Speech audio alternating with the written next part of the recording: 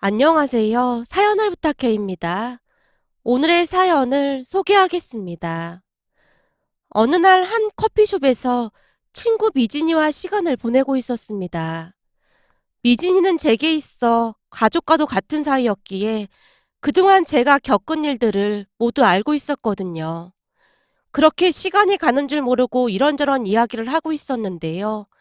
요란한 소리와 함께 제 휴대폰이 울려댔습니다. 최근 들어서는 휴대폰만 울려대면 깜짝깜짝 놀라는 버릇이 생겼기에 제가 떨리는 손으로 휴대폰만 바라보고 있었어요. 그 모습에 미진이가 걱정스레 제게 물었습니다. 왜? 누군데 그래? 어떡하지? 왜? 그 사람이야? 아니, 그 사람은 나한테 전화 안 한다고 했었잖아. 정 변호사님인데. 뭐? 정 변호사님? 그럼 빨리 받지 않고 뭐 하고 있어? 혹시 결국 그렇게 된 거 아니야? 미진이가 걱정스러운 표정으로 저를 바라본 채 눈치를 보고 있었어요. 그러는 사이 전화가 끊어졌고 곧 다시 전화벨이 울려댔습니다. 여보세요? 안녕하세요. 정 변호사입니다. 네, 안녕하세요. 저기 혹시 무슨 일이 있는 건가요? 저기 결국 병원에서 전화가 왔습니다. 방금 돌아가셨다고 합니다. 정 변호사님의 말에 제가 미처 말을 잇지 못한 채 눈물만 흘리고 있었는데요. 저기 사모님, 괜찮으세요? 이 와중에 제가 이렇게 전화를 드린 이유는 절대 병원이나 장례식장에 가시면 안 된다는 당부 말씀을 드려야 할 것 같아서요. 잘 아시겠지만 고인의 간곡한 유언이셨습니다. 정 변호사님이 다시 한번 당부를 하고 있었어요. 아무리 그렇다고 해도 장례식장에는 가야 하는 거 아닐까요? 그 사람 떠나는 마지막 길인데 배웅은 해야 할 것 같아서요. 아닙니다. 그래봐야 더욱 복잡해질 뿐입니다. 그냥 고인의 말씀을 따라 주십시오. 나머지는 제가 다 알아서 문제없이 처리하겠습니다. 정 변호사님이 문제없이 알아서 잘 처리하겠다는 말을 하다가는 전화를 끊었는데요. 그 말이 왜 그리도 거슬렸는지 잘 모르겠습니다. 이제 막 세상을 떠난 사람의 일을 알아서 잘 처리하겠다라니 혹시나 감정을 잘 느끼지 못하는 사람인가 라는 생각과 함께 야속함마저 느껴졌다고 해야 할까요? 제가 눈물을 닦으며 전화를 끊었는데요. 왜? 우연 씨 결국 그리 된 거야? 그렇다네. 지금 막 눈을 감았다나 봐. 변호사가 뭐라고 하는데? 절대 병원이나 장례식장에 오지 말라고 하지. 근데 그래도 되는 건지 잘 모르겠어. 지금 네 마음이 어떤지는 잘 알겠는데 내 생각에는 변호사 말을 듣는 게 좋을 것 같아. 지금 이 상황에 네가 장례식장으로 들어가 봐라. 악독한 그 집 가족들이 가만히 있겠냐? 장례식장 완전 난장판 날걸? 아마도 우연 씨는 거기까지 다 생각하고 있었던 게 아닌가 싶다. 우연 씨 마지막 가는 길 편하게 보내주자. 나중에 낙골당 찾아가면 되잖아. 도대체 나한테 왜 이런 일이 일어난 건지 잘 모르겠어. 내가 뭘 그렇게 잘못해서 그런 건지 진짜 모르겠어. 우연 씨도 그렇고 나도 누누이 말했지만 이건 네 잘못이 아니야. 순전히 그 사람들 잘못이야. 그러니까 굳이 이해하려고 하지도 마. 네가 죽을 때까지 곱씹어본들 그 사람들 행동 절대 이해가 안 될 거야. 미진이가 떨리고 있는 제 손을 꽉 잡아주며 저를 위로했어요. 그러면서 그동안의 일들이 주마등처럼 스쳐 지나갔습니다. 사실 우연 씨는 제 전 남편이었어요. 우연 씨는 의사로, 저는 간호사로 일을 하다가 만나게 되었습니다. 아무래도 같이 일을 하다 보니 우리도 모르는 사이에 유대감 같은 것이 생겼던 것 같습니다. 그도 그럴 수밖에 없었던 것이 우연 씨와 저는 비슷한 부분이 많았거든요. 우연 씨 부모님과 우리 부모님은 많은 것이 닮아 있었으니까요. 간단하게 설명하자면 우연 씨도 그렇고 저도 그렇고 부모님의 강요에 의해 적성에 맞지도 않는 일을 하고 있었습니다. 우리 부모님은 제가 의대에 가길 바랐어요. 하지만 다들 아시겠지만 의대에 가는 일은 결코 쉬운 일이 아니었습니다. 재수를 하고 사수까지 했지만 의대에 떨어지게 되었고 차선책으로 어쩔 수 없이 선택한 것이 간호학과였습니다. 사수까지 했지만 의대에 떨어졌을 때 엄마가 제게 차가운 목소리로 말했거든요. 아니, 남들 다 가는 의대를 어떻게 4번씩이나 떨어질 수가 있는 거니? 네 오빠를 한번 봐봐라. 한 번에 딱 하고 붙은 거. 넌 대체 누굴 닮은 거니? 내가 너 때문에 얼굴을 들고 다닐 수가 없어. 사수한다고 했을 때도 사람들이 엄청 수근거렸는데 이젠 어떻게 할 거야? 너까지 의대 합격하면 병원 하나 개원해서 네 오빠랑 둘이 운영하라고 하려고 했는데 너 때문에 망했잖아. 이렇게 된 거 그냥 간호학과나 가. 간호학과 가서 나중에 네 오빠 병원 개원하면 뒤치락거리나 해. 네 수준에는 그게 딱이야. 내가 진짜 창피해서 얼굴을 못 들고 다니겠다. 라며 몇 날 며칠 동안을 소리를 지르기도 하다가 한숨을 쉬기도 했는데요. 어찌나 달달 볶아대던지 피를 말렸다고 보시면 될 것 같습니다. 그렇게 저는 적성에도 맞지 않는 간호학과를 가게 되었습니다. 우연 씨 부모님 역시 우리 부모님과 다를 바가 없었기에 억지로 등 떠밀리듯 의대에 진학을 했다고 했습니다. 그러다가 우리는 한 병원에서 만나게 되었어요. 처음 우연 씨의 이미지는 말을 극도로 아끼는 그런 사람이었어요. 환자 이외에는 거의 말을 안 했다고 해도 과언이 아닐 정도였거든요. 어쩌다 간호사들한테 말을 하는 경우가 있긴 했지만 무슨 큰 실수를 해서 화를 내고 있는 경우가 대부분이었어요. 그랬기에 거의 모든 사람들은 우연 씨와 일하기를 싫어했습니다. 하지만 우연 씨도 그렇고 저도 그렇고 닮은 구석이 많았기에 한눈에 서로를 알아봤던 것 같습니다. 우연 씨가 저한테만큼은 말을 함부로 하지 않았거든요. 그렇게 어느 순간부터 서로의 마음을 터놓기 시작했고 우리는 급속도로 가까워져 갔습니다.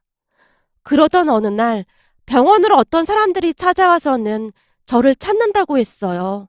공교롭게도 그날은 우연 씨가 병원에 없는 날이었는데요. 지금도 잊혀지지 않는 것이 두 분 다 모피코트인가 하는 엄청 좋아 보이는 옷을 걸친 채 안경을 치켜 올리며 저를 보자마자 콧웃음을 치고 있었어요. 나 우연히 엄마인데 어디 가서 얘기 좀 하죠. 지금 점심시간이죠? 이미 다 확인했다는 듯이 우연 씨 어머님이 제게 물었어요. 말투가 어찌나 사납던지 제가 잔뜩 움츠러든 채 두 분을 따라 나섰는데요. 우연 씨 어머님의 말투는 우리 엄마를 생각나게 했습니다. 위선적인 것부터 거만한 것까지 우리 엄마와 닮아도 너무나 많이 닮아 있었거든요. 병원 1층에 위치한 카페에 앉자마자 우연 씨 어머님과 이모님이라고 소개한 분이 저를 위아래로 훑어보는 듯 하더니만 다시 콧웃음을 치고 있었어요. 내가 진짜 궁금해서 그런데 간호사밖에 안 되면서 어디 의사인 우리 아들을 넘볼 생각을 한 거죠? 네? 그게 무슨 말씀이신지요? 네? 그게 무슨 말씀이신지요? 역시나 내 생각이 틀리지 않았네. 혹시 말이야, 우리 아들이랑 아무 사이도 아닙니다. 그런 말 할 생각이라면 그만두는 게 좋을 거예요. 내가 우리 아들 휴대폰을 몰래 확인해보고 말하는 거니까. 아, 네. 둘이 사귀는 사이는 맞습니다. 그러니까 대체 뭔 생각으로 간호사 따위가 우리 아들이랑 사귀느냔 말이야. 혹시 이 기회에 신분 상승이나 그런 걸 바라고 하는 거라면 일찌감치 그만두는 게 좋을 거야. 내가 우리 아들을 어떻게 키웠는데 감히 간호사 따위가 우리 아들을 넘보고 있어. 우리 아들이 순진해 보이니까 더 그러는 모양인데 우린 절대 순진한 사람들이 아니야. 만약 우리 아들이랑 헤어지지 않으면 니네 부모님 찾아가서 난장판을 만들어 놓을 테니까 그런 줄 알고 있어. 내 말 무슨 말인지 이해했어?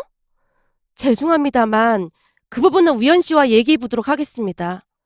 너 지금 내 말뜻 이해가 안 돼? 우리 아들한테 말하지 말고 몰래 헤어지란 말이잖아. 이래서 없는 것들은 상대를 하면 안 된다니까. 너 어디 살아? 니네 동네가 어디냔 말이야. 제가 사는 동네는 왜 물어보시는 거죠? 저도 모르게 그 말이 툭 하고 튀어나왔는데요. 우연 씨 어머님이 기가 막히다는 듯이 비웃으며 말했어요. 왜 물어보긴 왜 물어보겠어. 너랑 우리랑 수준 차이가 나도 너무 난다는 말을 하려고 하는 거지. 너 어디 사냐고. 그제서야 무슨 의미인지 이해가 되었기에 제가 피식 웃고 말았는데요.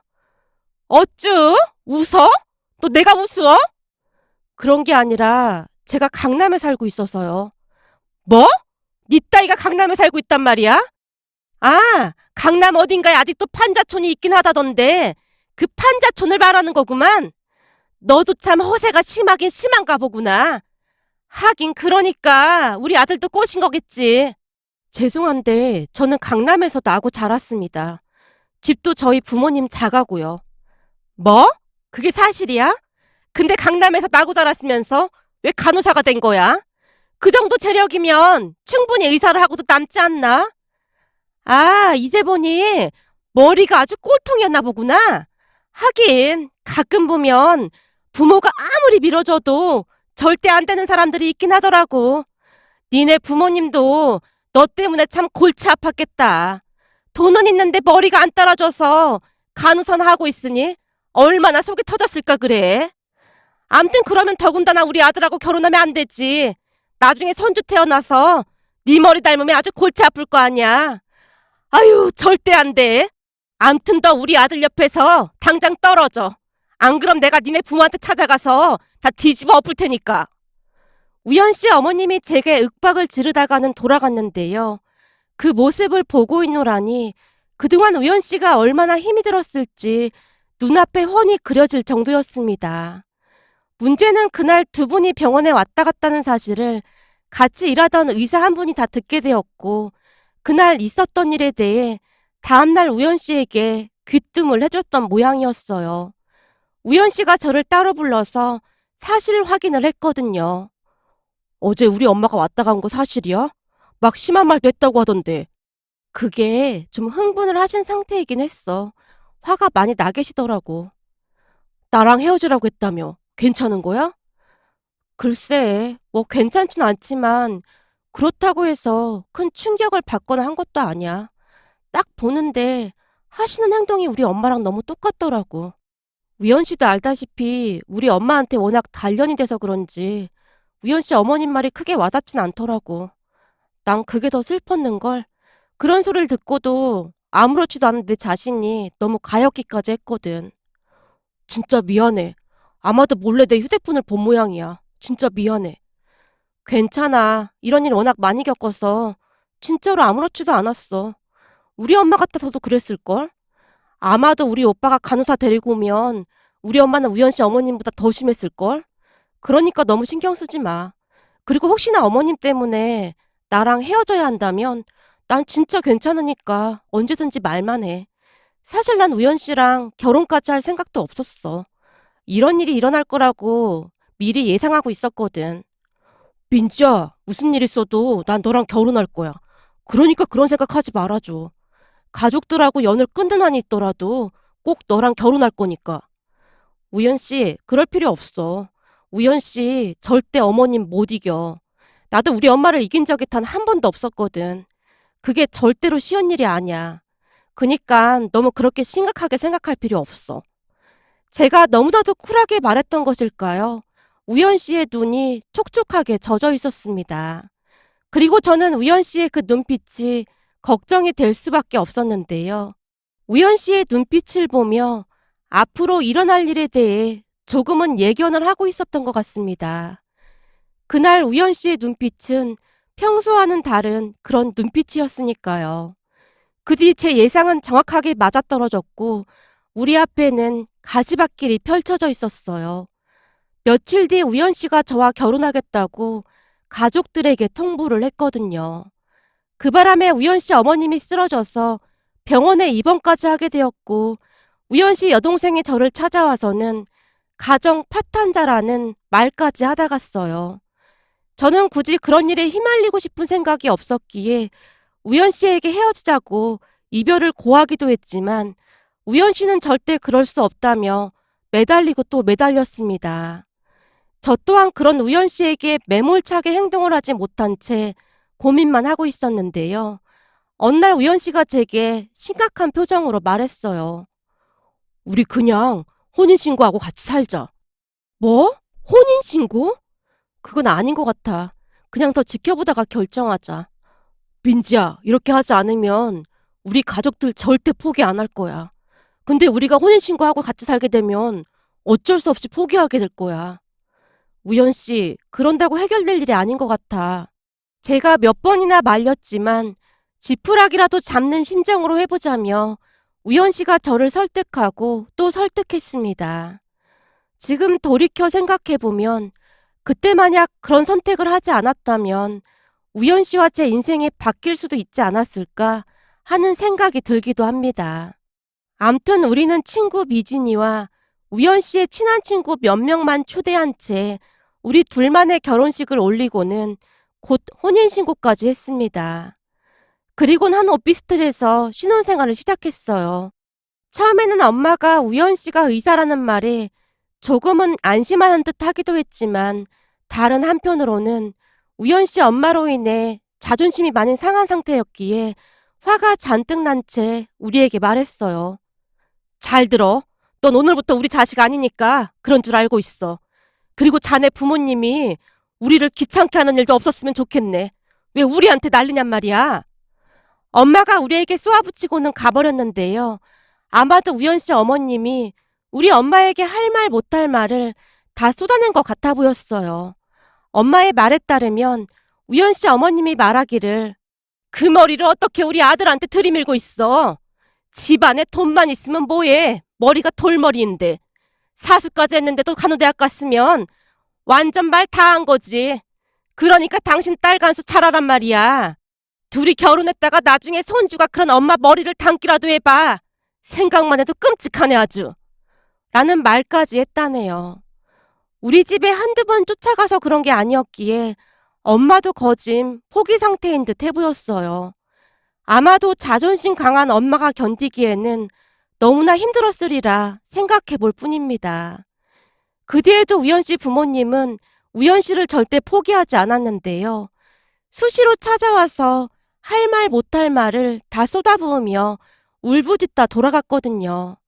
그 바람에 작은 시골 마을로 이사까지 가보기도 했지만 어떻게든 찾아냈어요. 그때 비로소 알게 되었는데요. 그동안 제가 잘못 알고 있어도 단단히 잘못 알고 있었더라고요. 우연 씨 어머님은 우리 엄마와는 비교도 되지 않는 그런 분이셨거든요. 어떻게든 찾아내서 제 머리채를 잡고는 동네방네 소리를 지르며 천하의 몹쓸 인간이라고 외쳐대곤 했습니다. 그때쯤 우연 씨 어머님의 눈에는 도끼만 가득할 뿐이었어요. 하지만 우리는 참고 또 참아내려고 노력했습니다. 그러다가 우리에게 반가운 소식이 들려오기도 했는데요. 몸이 조금 이상해서 병원에 가보니 임신이라고 했어요. 임신 소식은 그동안 힘겨웠던 것을 다 잊게 해줄 정도로 행복한 소식이었습니다. 임신이라는 말을 듣고 남편이 눈물을 흘리며 무릎까지 꿇은 채 고맙다는 말을 할 정도였으니 우리에게는 정말 잊지 못할 순간이었다고 해도 과언이 아니었어요. 아마도 임신으로 인해 남편의 가족들 마음이 조금은 움직이지 않을까 하는 생각을 하기도 했거든요. 하지만 그런 우리의 생각은 처참할 정도로 빗나가고 말았는데요. 임신 소식을 들은 시어머님이 더욱 날뛰기 시작했거든요. 당장 병원 가자. 네가 우리 아들 신세를 망치려고 작정을 했구나.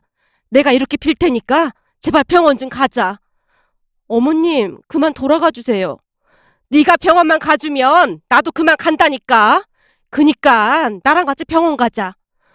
어머님, 제가 아무리 미워도 어머님 손주인데 너무하신 거 아니에요? 손주는 누가 손주야? 너 따위 유전자를 가지고 태어나는 손주는 없어도 된다. 그러니 제발 병원 좀 같이 가자.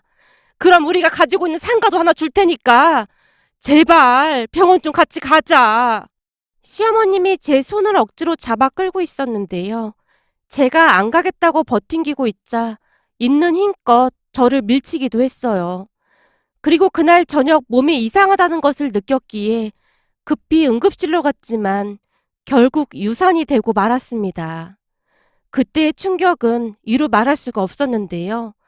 지금 생각해보면 아무렇지도 않은 게 이상할 정도라는 생각이 들 정도로 시어머님이 제게 함부로 했거든요. 밀치는 건 아무것도 아니었고 발로 차기도 했으니까요. 시어머님은 항상 남편이 없을 때만 교묘하게 찾아와서는 그런 행동을 했습니다. 그리고 그때부터 제 마음이 점점 식어갔던 것 같네요. 식었다기보다는 그냥 지쳤다는 표현이 더 어울리는 말일까요? 그냥 몸도 마음도 만신창이가 되었다는 표현이 가장 정확할 것 같습니다.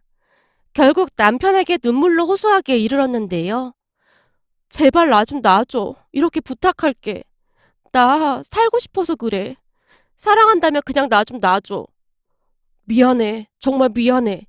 남편은 그 말만을 할 뿐이었어요. 그렇게 우리는 이혼을 했습니다. 남편과 이혼을 한 뒤로는 친구 미진이 집에서 함께 지냈는데요. 제 기억에는 그 시간이 제일 마음 편한 시간이었던 것 같습니다. 오랜만에 숙면을 취했을 정도였으니까요. 그 뒤에는 우연 씨, 그러니까 전 남편을 잊고 지내려고 노력했습니다. 우선 휴대폰 번호부터 바꾸고는 정신과 치료까지 받으며 조용히 숨어 살았어요. 그러던 어느 날 전 남편이었던 우연 씨가 다시 제 앞에 나타났어요. 우연 씨를 보자마자 심장이 마구마구 뛰기 시작했는데요. 많이 좋아진 줄 알았는데 우연 씨를 보자마자 숨이 막히고 어지러운 증상이 또다시 나타났거든요.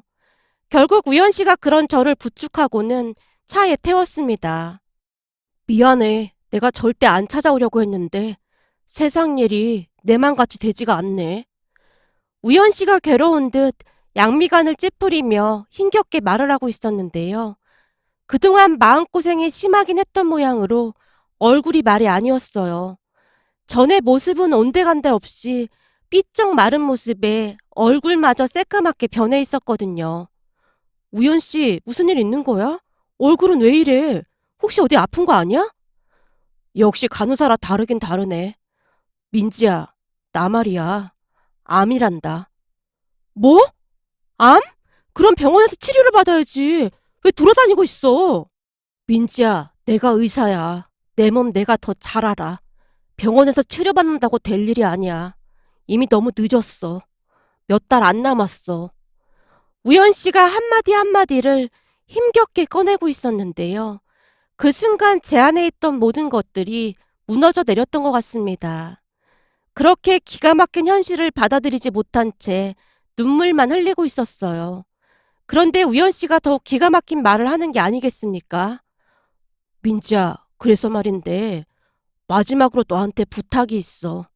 내가 미진 씨한테 물어보니 너 가족들과도 영 끊고 지낸다면서. 그렇지 뭐. 결혼해서 잘 살았으면 그나마 괜찮았을 텐데 이혼했다는 말 듣고는 절대 연락하지 말라고 하더라고. 그 말 듣고 생각해보니 부모님은 날 한 인격체로 본 게 아니라 아마도 당신들을 위한 도구쯤으로 생각한 게 아닌가 싶더라고. 그렇지 않고서야 딸한테 그런 행동을 할 리가 없잖아. 집 나온 뒤로 나한테 전화한 사람이 아무도 없었어. 그래서 나도 그냥 가족 없는 셈 치고 살고 있어. 우리 부모님이나 니네 부모님이나 참 많이 닮아 있는 것 같네. 아니지. 따지고 보면 우리 부모님이 훨씬 더 심각하긴 하지만 말이야. 암튼 그래서 말인데 내가 너한테 부탁을 좀 할까 해. 나한테 시간이 얼마 없으니까 네가 꼭 좀 들어줬으면 좋겠다. 뭔데 그래. 내가 들어줄 수 있는 건 다 들어줄게. 근데 가족들은 다 알고 있는 거야? 알고 있지. 너랑 이혼하고 밥도 안 먹고 허구한 날 술만 퍼마셔 댔으니 몸이 나만 할 리가 없었겠지. 라며 우연 씨가 그동안의 이야기를 해줬는데요. 우연 씨가 암에 걸렸다는 사실을 알고는 우연 씨 어머니가 딱 한마디를 하더랍니다. 이를 어쩌면 좋으니 이게 다 걔 때문에 그런 거야. 걔를 만나고 나서부터 우리 집안이 이 모양이 된 거야. 그럼 그때 손주라도 볼 걸 그랬네. 우연 씨 어머니가 토시 하나 틀리지 않고 그렇게 말을 하더랍니다. 그 말에 우연 씨가 큰 충격을 받았다고 하는데요. 사람이 이렇게나 무서운 존재구나 라는 생각마저 들었다고 했으니까요. 그리고는 우연 씨가 제게 마지막 부탁이라며 말을 하기 시작했어요. 저기 말이야. 너랑 이혼하고 나서 우리 부모님이 기뻐서 나한테 재산을 좀 많이 주더라. 아마도 당신들 마음에 드는 여자랑 재혼을 시키려고 그랬던 거겠지. 근데 너도 알다시피 그땐 내가 이미 지칠 대로 지친 상황이라 그냥 선을 보라고 하면 하라는 대로 했던 것 같아. 그치만 선자리에 나가서 이상한 행동을 많이 해서 그런지 나중에는 이상한 소문까지 막 돌더라고. 그러던 찰나에 내가 암에 걸린 걸 알게 됐고 이 와중에 이런 부탁해서 미안한데 나 말이야. 네 남편으로 있다가 죽고 싶어. 우연 씨의 말에 우리들은 한동안 숨죽여 눈물만 흘렸습니다. 그렇게 저는 우연 씨의 마지막 소원을 들어주기로 했어요. 하지만 조금 이상했던 것이 있었는데요. 우연 씨가 가까운 지인들과 변호사란 사람까지 초대해서는 결혼식 파티라는 것을 했거든요. 마지막 모습일지 모른다고 영상 촬영까지 했고 말이죠. 무엇인가 조금 이상하긴 했지만 그때 당시에는 아픈 우연 씨 걱정으로 인해 그냥 모른 척하고 말았던 것 같네요. 그 뒤 우연 씨의 병은 더욱 심해져만 갔기에 병원에 입원을 해야만 했는데요. 우연 씨가 제게 슬픈 목소리로 말했어요. 앞으로 병원에는 찾아오지 마. 우리 부모님이랑 너랑 다투는 거 보고 싶지가 않아. 그치만 우연 씨 마지막 순간까지 내가 같이 있어주기로 했잖아. 아니야. 너한테 그런 모습 보여주고 싶지 않아. 이것도 내 마지막 부탁이야. 그리고 내가 의식이 없어지면 그때 우리 결혼식 파티할 때 왔던 그 변호사가 내가 부탁해 놓은 거 말해줄 테니까 넌 변호사가 하라는 대로만 하면 돼. 내 말 무슨 말인지 알겠지? 내 마지막 부탁 꼭 들어줄 거지? 그리고 넌 여기서 오래오래 행복하게 살다가 와. 그것도 내 부탁이야. 무슨 부탁이 그렇게 많아. 아무튼 넌 앞으로 변호사가 하라는 대로만 하면 되는 거야. 꼭 약속 지켜야 해. 내가 죽었다는 소리가 들려도 절대로 병원에 오지 말고. 우연 씨가 몇 번이나 당부를 했는데요. 그 이후 저는 변호사를 통해서만 우연 씨의 소식을 들을 수가 있었습니다. 우연 씨가 휴대폰도 다 없앴다고 했기에 별다른 방법이 없었거든요. 그렇게 피가 마르는 하루하루가 지나가고 있던 찰나에 정 변호사님에게 연락이 왔던 거였습니다. 병원도 그리고 장례식장에도 절대 오지 말라는 말에 힘겹게 전화를 끊고는 미진이에게 기대서 눈물만 흘릴 뿐이었어요. 그 뒤 또다시 며칠이 더 지나갔고 우연 씨의 장례식이 잘 끝났다는 연락을 받았는데요. 다음날 정 변호사님이 제가 사는 곳에 직접 찾아와서는 충격적인 이야기를 하기 시작했어요. 우선은 장소를 옮기셔야 할 것 같습니다. 지낼 만한 곳은 이미 준비가 되어 있습니다. 네? 장소를 옮기다니요. 저보고 이사를 가란 말이에요? 맞습니다. 곧 남편분 가족분들이 눈에 불을 켜고 쫓아올 거거든요. 네? 쫓아오다니 그게 무슨 말이에요? 설마 우연 씨 가족들을 말하는 건가요? 제가 놀라서 외치고 있었는데요. 네, 맞습니다. 지금 화가 많이 나 있거든요. 그 말씀은 저한테 화가 나 있다는 말씀이신가요? 왜죠? 우리가 다시 만난 것도 모르고 있는 걸로 알고 있는데요. 제가 이해하기 어렵다는 표정으로 정 변호사님을 바라봤는데요. 그 순간 정 변호사님 입에서 믿어지지 않는 말들이 쏟아져 나왔어요. 사실 남편분께서 아내분 앞으로 모든 재산을 남기셨습니다. 네? 제 앞으로요? 아니 왜 그런 일을... 남편분께서 말씀하시기를 그래야 마음 편히 떠날 수 있을 것 같다고 하셨습니다. 그럼 설마 그때 굳이 혼인신고를 해야 한다고 했던 이유가 바로 그 이유였던 거예요? 제 남편으로 생을 마감하고 싶다던 우연 씨가 저를 억지로 데리고 가서는 혼인신고까지 했었거든요. 맞습니다. 혼인신고가 되어 있으면 상속 1순위가 배우자가 되는 거니까요. 그럼 그 사실을 우연 씨 가족들이 이제야 알게 된 거겠네요? 그렇죠. 지금 그 사실을 알고 방방 뛰고 난리가 났습니다. 정 변호사님, 저는 그 재산에 관심도 없어요. 그 재산 때문에 괜시리 그 사람들과 부딪히고 싶지도 않거든요. 그러니까 그분들께 그냥 돌려주세요. 죄송합니다만 그 부분에 대해서는 제가 관여할 수 있는 부분이 아닙니다. 그리고 남편분께서 돌아가시기 전에 영상으로 당부 말씀을 다시 남기셨습니다. 한번 보시겠어요? 영상을 보여줬는데요. 영상 속에서 우연 씨가 제게 또다시 당부를 하고 있었어요. 민지야, 네가 이 영상을 보고 있다면 나는 지금 이 세상에 없을 거야. 너무 많이 아파하지도 말고 너무 많이 그리워하지도 마. 그냥 아주 가끔 스치듯 날 기억만 해줬으면 좋겠다. 그리고 정 변호사님이 알아서 잘 하겠지만 내 앞으로 돼 있는 재산은 네가 다 받아줬으면 좋겠다. 반드시 그렇게 해야 해. 그때 말이야. 네가 임신했을 때 나한테 그랬잖아. 의사고 뭐고 다 필요 없으니까 아무도 우리를 모르는 곳에 가서 같이 살자고 했잖아. 그 돈 가지고 떠나 있어. 내가 이미 다 준비해놔서 정 변호사님이 다 알아서 처리해 주실 거야. 그곳에서 행복하게 살았으면 좋겠다. 그리고 다시 좋은 사람 만나서 결혼도 하고 예쁜 아이도 낳고 그렇게 살았으면 좋겠어. 그러니까 유산 안 받는다는 소리 하지 말고 꼭 받아서 내 소원 좀 들어줘. 라는 말을 하고 있었습니다. 영상을 보고는 남편의 말을 따르기로 했어요. 그 뒤 정 변호사님이 안내하는 대로 다른 집에서 지내다가 곧 해외로 떠났으니까요.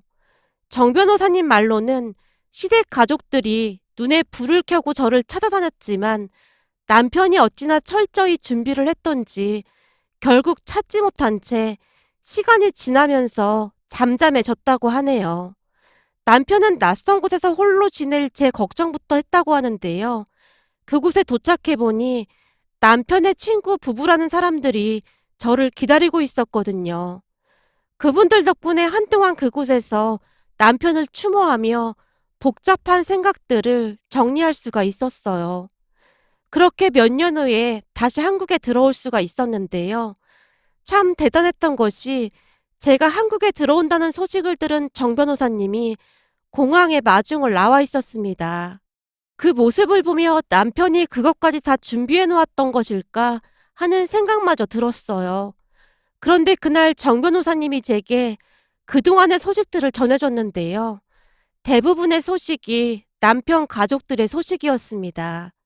한동안 저를 찾아다니다 포기한 남편 가족들에게 충격적인 일이 일어났다고 하는데요.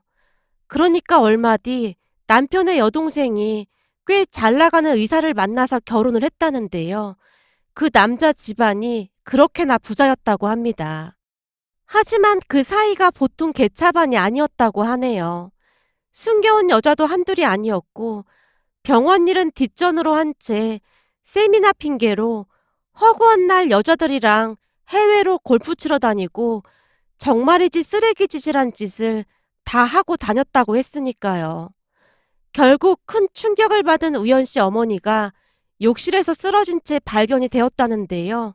그때 충격으로 왼쪽 몸이 마비된 채 살고 있다고 합니다. 그런데 더 기가 막혔던 것은 가족들이 우연 씨 어머니를 한 요양병원에 보낸 뒤 잘 찾아가지도 않는답니다. 참 사람 인생 알 수가 없다고 하더니만 하루아침에 그리 될 줄 누가 알았겠습니까? 그 모습을 보면서 씁쓸하다는 생각만 들었는데요. 우연 씨가 세상을 떠났을 때도 우연 씨 어머니는 대가 끊길 걱정만을 했다고 들었거든요. 그렇게 악독하게 살더니만 결국 벌을 받는 게 아닌가 싶었습니다.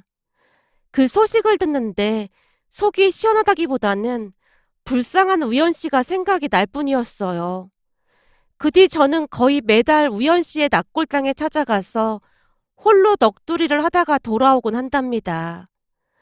만약 다음 생이 존재한다면 우리가 다시 만나기를 간절히 바라봅니다. 오늘의 사연은 여기까지였습니다. 고맙습니다.